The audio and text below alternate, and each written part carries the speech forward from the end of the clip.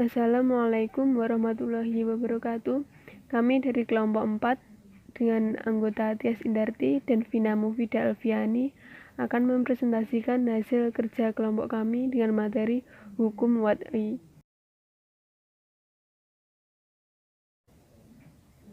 Hukum wad'i adalah hukum yang berhubungan dengan dua sebab atau sabab dan yang disebabi atau musabab, antara syarat dan disyarati atau masyrut, antara penghalang atau mani dan yang menghalangi atau mamnu, antara hukum yang sah dan hukum yang tidak sah.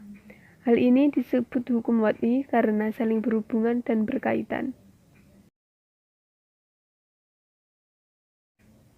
Pembagian hukum wad'i. Pertama yaitu sebab. Sebab adalah sesuatu keberadaannya dijadikan syar'i atau pembuat hukum sebagai pertanda keberadaan suatu hukum dan ketiadaan sebab sebagai pertanda tidak adanya hukum. Yang dimaksud dengan sebab di sini adalah segala sesuatu yang dijadikan oleh syar'i sebagai alasan bagi ada dan tidak adanya hukum. Sebab dibagi menjadi dua. Yang pertama yaitu sebab yang di luar kemampuan mukallaf. Misalnya, tergelincirnya matahari menjadi sebab atau alasan bagi datangnya waktu sholat duhur. Masuknya bulan Ramadan menjadi sebab bagi kewajiban melakukan puasa Ramadan. Kedua, sebab yang berada dalam batas kemampuan mukallaf. Misalnya, pembunuhan disengaja menjadi sebab bagi dikenakan hukum qisas atas pelakunya. Dan akad transaksi jual beli menjadi sebab bagi perpindahan milik dari pihak penjual kepada pihak pembeli. Yang kedua yaitu syarat. Syarat adalah sesuatu yang berada di luar hukum syara.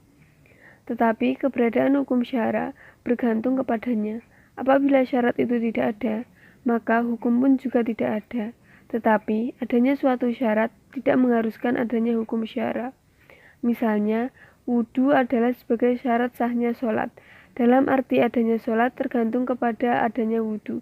Namun pelaksanaan wudhu itu bukan merupakan bagian sholat. Syarat dibagi menjadi dua.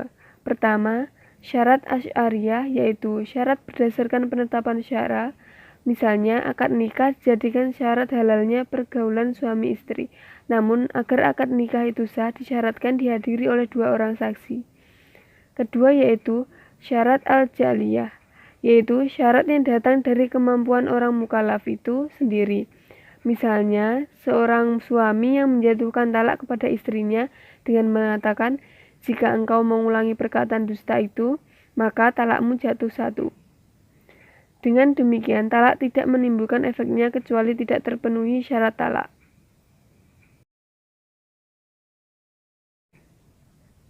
Yang ketiga yaitu mani. Mani yaitu sesuatu yang ditetapkan syariat sebagai penghalang bagi adanya hukum atau penghalang bagi berfungsinya suatu sebab. Mani dibagi menjadi dua. Pertama, mani al-hukum, yaitu sesuatu yang ditetapkan syariat sebagai penghalang bagi adanya hukum. Misalnya, keadaan haid bagi wanita ditetapkan Allah sebagai mani atau penghalang bagi kecakapan wanita itu untuk melakukan sholat. Dan oleh karena itu, sholat tidak wajib dilakukan saat haid.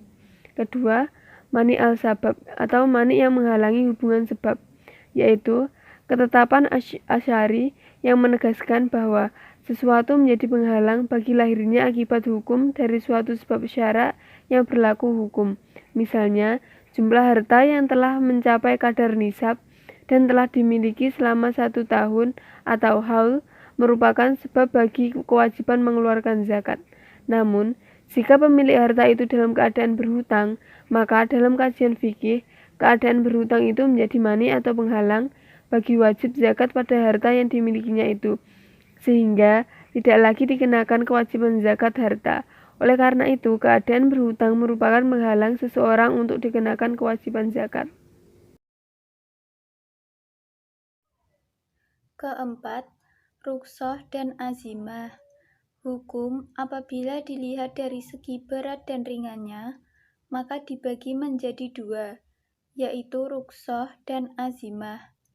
Yang pertama rukhsah atau mudah dan ringan, merupakan perubahan sesuatu dari yang berat pada yang ringan atau lebih mudah karena adanya suatu sebab terhadap hukum asal. Contohnya, mengqosor sholat saat sedang dalam perjalanan jauh. Yang kedua, azimah atau teguh, kuat dan berat, merupakan segala sesuatu yang telah disyariatkan pada mulanya dan tidak bergantung pada suatu uzur atau halangan.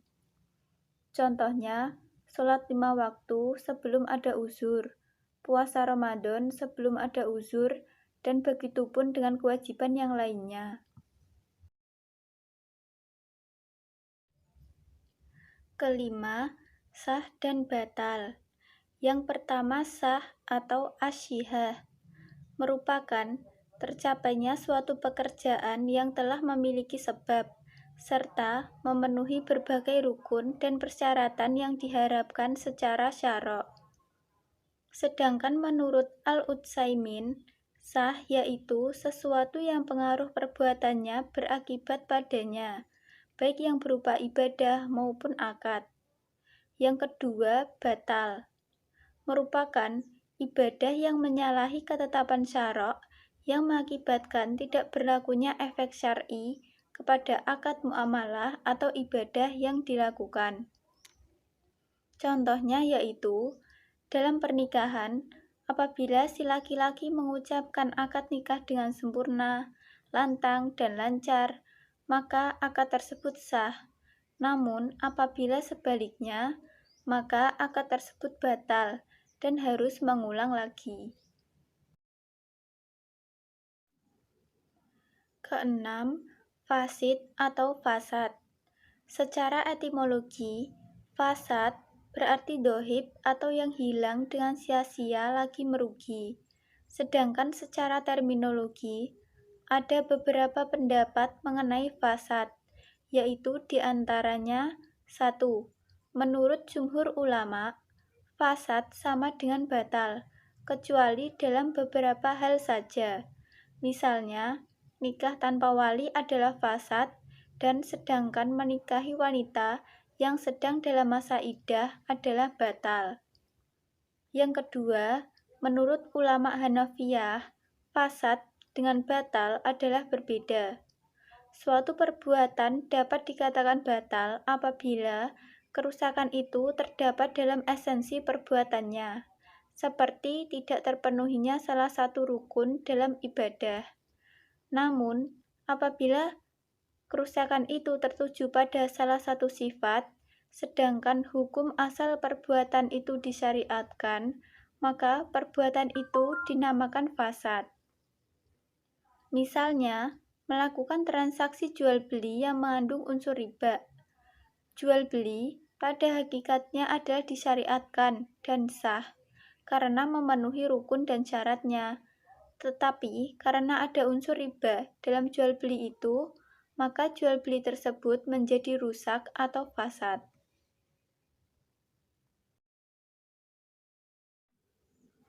Jadi, dapat disimpulkan, fasad merupakan kecacatan pada akad yang menyebabkannya menyalahi peraturan syara'.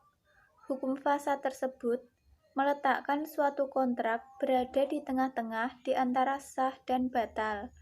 Fasad tidak dianggap batal karena telah memenuhi elemen asas yang dituntut oleh syara', dan ia juga tidak dianggap sah karena adanya kecacatan pada sudut cabang yang bukan asasi.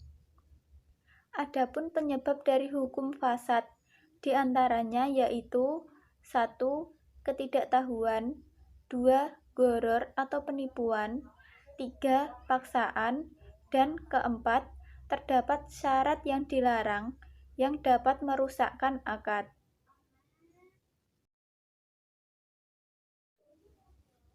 Demikianlah presentasi dari kelompok kami. Ada kurang dan lebihnya kami mohon maaf. Wabillahi taufiq wal hidayah, waridho wal inayah. Wassalamualaikum warahmatullahi wabarakatuh.